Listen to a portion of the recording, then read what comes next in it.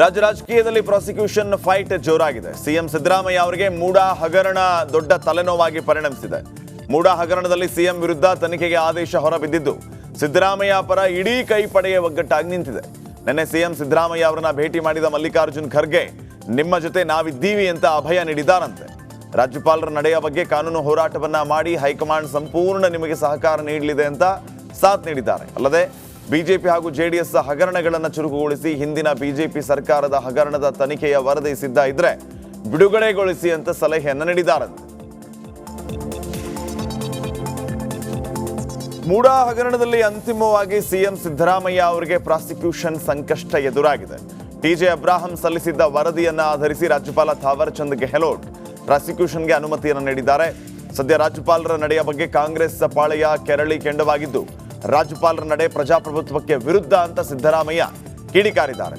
ರಾಜ್ಯಪಾಲರ ನಡೆಯ ವಿರುದ್ಧ ಕಾನೂನು ಹೋರಾಟ ಮಾಡ್ತೀವಿ, ರಾಜಕೀಯ ದುರುದ್ದೇಶದಿಂದ ಅನುಮತಿ ನೀಡಿದ್ದಾರೆ, ರಾಜ್ಯಪಾಲರ ಅನುಮತಿ ಕಾನೂನು ಬಾಹಿರ, ಅನುಮತಿ ನೀಡಿರುವುದು ಸಂವಿಧಾನಕ್ಕೆ ವಿರೋಧ ಅಂತ ವಾಗ್ದಾಳಿ ನಡೆಸಿದ್ದಾರೆ. ರಾಜ್ಯಪಾಲರು ತಗೊಂಡಿರ್ತಕ್ಕಂಥ ತೀರ್ಮಾನ ನನ್ನನ್ನು ಪ್ರಾಸಿಕ್ಯೂಟ್ ಮಾಡಬೇಕು ಅಂತೇಳಿ ಮೂಡಾ ಪ್ರಕರಣದಲ್ಲಿ ತೆಗೆದುಕೊಂಡಿರ್ತಕ್ಕಂಥ ತೀರ್ಮಾನ ಅದು ಕಾನೂನು ಬಾಹಿರವಾದ ತೀರ್ಮಾನ, ಅಸಂವಿಧಾನಿಕವಾಗಿರ್ತಕ್ಕಂಥ ತೀರ್ಮಾನ, ಮತ್ತು ಯಾವ ದೃಷ್ಟಿಕೋನದಿಂದಲೂ ಕೂಡ ಅದು ಇಲ್ಲೀಗಲ್ ಆಗಿದೆ ಅಂತೇಳಿ ಇಡೀ ಸಚಿವ ಸಂಪುಟ.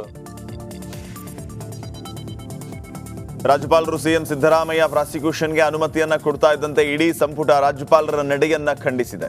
ರಾಜ್ಯಪಾಲರು ಕೇಂದ್ರದ ಪ್ರತಿನಿಧಿಯಾಗಿದ್ದಾರೆ, ಕೇಂದ್ರ ಸರ್ಕಾರದ ಪ್ರತಿನಿಧಿಯಾಗಿ ಕೆಲಸ ಮಾಡ್ತಾ ಇದ್ದಾರೆ. ಹೀಗಾಗಿ ರಾಜ್ಯಪಾಲರ ನಡೆಯನ್ನ ಖಂಡಿಸಿದ್ದೇವೆ ಅಂತ ಸಿದ್ದರಾಮಯ್ಯ ವಿಪಕ್ಷಗಳ ವಿರುದ್ಧ ಕಿಡಿಕಾರಿದ್ದಾರೆ. ರಾಜ್ಯಪಾಲರು ಕೇಂದ್ರದ ಕೈಗೊಂಬೆಯಾಗಿದ್ದಾರೆ, ಇದೆಲ್ಲ ಸರ್ಕಾರ ಅಸ್ಥಿರಗೊಳಿಸುವುದಕ್ಕೆ ವಿಪಕ್ಷಗಳ ಯತ್ನ, ಕಾನೂನು ಹೋರಾಟ ಮಾಡ್ತೀವಿ ಅಂತ ಹೇಳಿದ್ದಾರೆ. ರಾಜ್ಯಪಾಲರು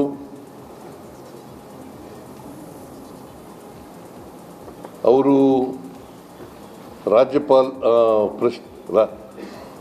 ಈ ದೇಶದ ರಾಷ್ಟ್ರಾಧ್ಯಕ್ಷರ ಪ್ರತಿನಿಧಿಗಳು. ಅವರು ಸಂವಿಧಾನದ ಪ್ರತಿನಿಧಿಗಳಾಗಿ ಕೆಲಸ ಮಾಡಬೇಕು. ಅದನ್ನು ಬಿಟ್ಟು ಕೇಂದ್ರ ಸರ್ಕಾರದ ಪ್ರತಿನಿಧಿಗಳಾಗಿ ಕೆಲಸ ಮಾಡಬಾರದು. ಕೇಂದ್ರ ಸರ್ಕಾರದ ಪ್ರತಿನಿಧಿಗಳಾಗಿ ಕೆಲಸ ಮಾಡಬಾರ್ದು. ಭಾರತೀಯ ಜನತಾ ಪಕ್ಷದ ಪ್ರತಿನಿಧಿಯಾಗಿ ಕೆಲಸ ಮಾಡಬಾರ್ದು. ಅದನ್ನ ಈ ಪ್ರಕರಣದಲ್ಲಿ ಅವರು ಕಾನೂನು ರೀತಿಯ ನಡ್ಕೊಳ್ಳದೇ ಇರೋದರಿಂದ ಕೇಂದ್ರ ಸರ್ಕಾರದ ಪ್ರತಿನಿಧಿಯಾಗಿ ಕೆಲಸ ಮಾಡಿದ್ದಾರೆ. ಇನ್ನು ಸಿಎಂಗೆ ಮೂಡಾ ತಲೆಬಸಿ ಒಂದ್ ಕಡೆ ಆದರೆ ಮತ್ತೊಂದು ಕಡೆ ಇಡೀ ಕಾಂಗ್ರೆಸ್ ಪಾಳೆಯ ಸಿಎಂ ಸಿದ್ದರಾಮಯ್ಯ ಬೆನ್ನಿಗೆ ನಿಂತಿದೆ. ಎಲ್ಲ ಶಾಸಕರು, ಸಚಿವರು, ಹೈಕಮಾಂಡ್ ಕೂಡ ನನ್ನ ಪರ ನಿಂತಿದೆ. ಹೈಕಮಾಂಡ್ಗೆ, ಶಾಸಕರಿಗೆ ನನ್ನ ಧನ್ಯವಾದಗಳು ಅಂತ ಸಿಎಂ ಧನ್ಯವಾದಗಳನ್ನು ತಿಳಿಸಿದ್ದಾರೆ. ರಾಜ್ಯಪಾಲರ ತೀರ್ಮಾನ ಕಾನೂನು ಬಾಹಿರ, ರಾಜ್ಯಪಾಲರ ನಡೆಯನ್ನ ಸಂಪುಟ ಸಭೆ ಖಂಡಿಸಿದೆ. ಮುಂದೆ ಈ ಬಗ್ಗೆ ಹೋರಾಟ ಮಾಡ್ತೀವಿ ಅಂತ ಮುಖ್ಯಮಂತ್ರಿಗಳು ಹೇಳಿದರು. ಈ ಪಕ್ಷ ಕಾರ್ಯಕರ್ತರುಗಳು, ಶಾಸಕರುಗಳು, ಸಚಿವರುಗಳು ಸಾಲಿಡಾರಿಟಿಯನ್ನು ವ್ಯಕ್ತ ಮಾಡಿದ್ದಾರೆ. ಹೈಕಮಾಂಡ್ ಕೂಡ ಸಂಪೂರ್ಣವಾಗಿ ಈ ಸಂದರ್ಭದಲ್ಲಿ ನನ್ನ ಜೊತೆ ಇರ್ತೇವೆ ಅಂತೇಳಿ ದೂರವಾಣಿ ಮೂಲಕ ಮಾತನಾಡಿದ್ದಾರೆ. ಆದ್ದರಿಂದ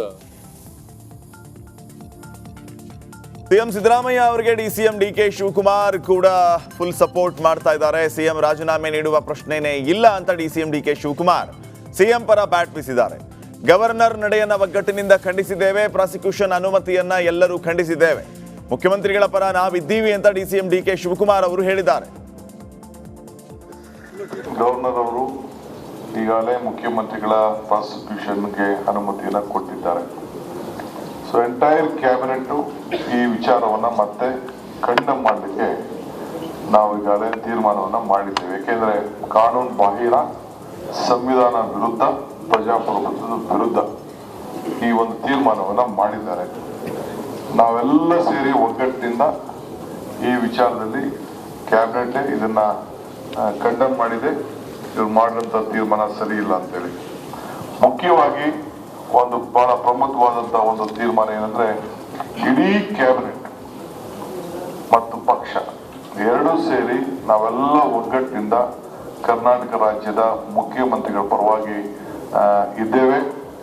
ಯಾವ ಕಾರಣಕ್ಕೂ ಯಾವ ಒತ್ತಡಕ್ಕೂ ಕೂಡ ಮಳೆದು ರಾಜೀನಾಮೆ ಕೊಡುವಂತ ಪ್ರಶ್ನೆ ಉದ್ಭವ ಆಗುವುದಿಲ್ಲ. It is a part. Siddaramaiah ಪ್ರಾಸಿಕ್ಯೂಷನ್ಗೆ ಅನುಮತಿ ಕೊಟ್ಟಿದ್ದಕ್ಕೆ ಕಾನೂನು ಹೋರಾಟಕ್ಕೆ ಕಾಂಗ್ರೆಸ್ ಪಾಳಿಯ ಸಜ್ಜಾಗಿದೆ.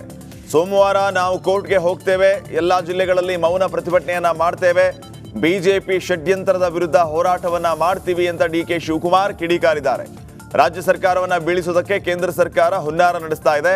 ಇದಕ್ಕೆ ನಾವು ಬಿಡೋದಿಲ್ಲ, ಎಲ್ಲರೂ ಒಗ್ಗಟ್ಟಾಗಿದ್ದೇವೆ, ಸಿದ್ದರಾಮಯ್ಯ ಅವರಿಗೆ ನಮ್ಮ ಬೆಂಬಲ ಇದ್ದೇ ಇದೆ ಅಂತ ಡಿಕೆ ಶಿವಕುಮಾರ್ ಅವರು ಹೇಳಿದ್ದಾರೆ.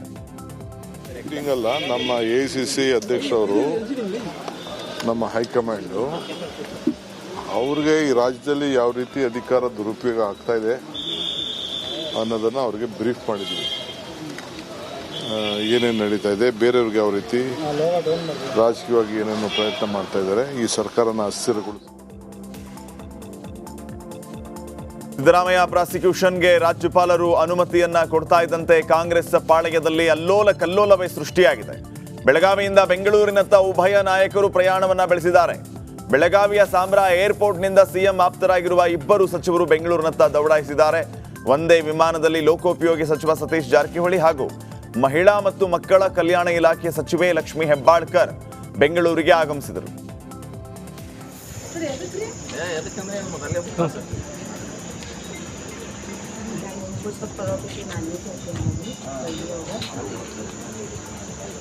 ಅದೇ ಮೇಡಮ್ ಮುಗುರ ಮುಗಿಸ್ಬಿಡ ಮತ್ತೆ ಅಂತ ಹೇಳ್ತಾರೆ.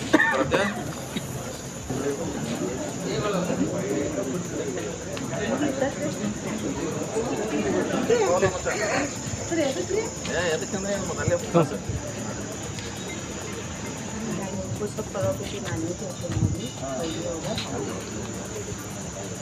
ಅದೇ ಮೇಡಮ್ ಮುಗುರ ಮುಗಿಸ್ಬಿಡ. ನಮಸ್ಕಾರ, ಕರ್ನಾಟಕ ಪ್ರೈಮ್ ಟೈಮ್ಗೆ ಸ್ವಾಗತ. ನಾನು ಜಯಪ್ರಕಾಶ್ ಶೆಟ್ಟಿ. ಇಡೀ ಕರ್ನಾಡು ಇವತ್ತು ರೆಬೆಲ್ ಆಗಿ ನಿಂತಿದೆ.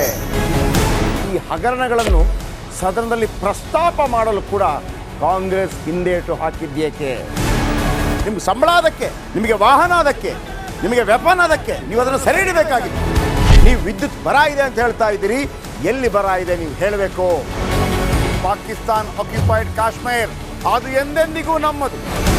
40 ಮೆಷಿನ್ಗಳು ತಂದಿತ್ತು ನೋಟ್ ಎಣಿಸುವುದಕ್ಕೆ, ಅದೇ ಹಾಳಾಯಿತು. ಮಥುರಾದ ಗಲಾಟೆ ಇದೆಯಲ್ಲ, ಅದು ಸ್ಥಳೀಯವಾಗಿ ಕೂತು ಪರಿಹರಿಸಬಹುದಾದಂಥ ಕಾನೂನಿದೆ. ಗ್ಯಾರಂಟಿ ಯೋಜನೆಯಿಂದ ನಷ್ಟ ಆಗಿದೆ, ಲಾಭ ಆಗಿದೆ, ದಯವಿಟ್ಟು ಹೇಳಿ. Dawood Ibrahim most wanted criminal ಯಾವಾಗಾದ ಅಂದರೆ ಇಲ್ಲಿ ತನಕ ಭಾರತ ದೇಶದಲ್ಲಿ ಓರ್ವ ದಲಿತ ಪ್ರಧಾನಿಯಾದಂಥ ಇತಿಹಾಸವೇ ಇಲ್ಲ. ರಿಪಬ್ಲಿಕ್ ವರ್ಲ್ಡ್ ಆಪ್ ಇದು ಕೇವಲ ಅಪ್ಲಿಕೇಶನ್ ಅಲ್ಲ, ಸಮಗ್ರ ಸುದ್ದಿಗಳ ಸಂಪರ್ಕ ಮಾರ್ಗಕ್ಕೆ ಕ್ರಾಂತಿಕಾರಿ ಬದಲಾವಣೆ. ರಿಪಬ್ಲಿಕ್ ವರ್ಲ್ಡ್ ಆಪ್ ಕೇವಲ ಸುದ್ದಿ ಅಪ್ಲಿಕೇಶನ್ ಅನ್ನ ಪರಿಚಯ ಮಾಡ್ತಾ ಇಲ್ಲ, ಬದಲಾಗಿ ಡಿಜಿಟಲ್ ಸುದ್ದಿ ಬಳಕೆಯ ಹೊಸ ಯುಗಕ್ಕೆ ನಾಂದಿ ಹಾಡ್ತಾ ಇದೆ. ಇದೊಂದು ಬ್ರೇಕಿಂಗ್ ನ್ಯೂಸ್, ಪ್ರಭಾವಶಾಲಿ ಕಾರ್ಯಕ್ರಮಗಳಿಗೆ ಗಟ್ಟಿಯಾದ ವೇದಿಕೆ. ರಿಪಬ್ಲಿಕ್ ವರ್ಲ್ಡ್ ಅಪ್ಲಿಕೇಶನ್ ಈಗ ಲೈವ್ ಆಗಿದೆ. ಗೂಗಲ್ ಪ್ಲೇ ಸ್ಟೋರ್ ಮತ್ತು ಆಪಲ್ ಆಪ್ ಸ್ಟೋರ್ ಎರಡರಲ್ಲೂ ಲಭ್ಯವಿದೆ. ಈಗಲೇ ಡೌನ್ಲೋಡ್ ಮಾಡಿ.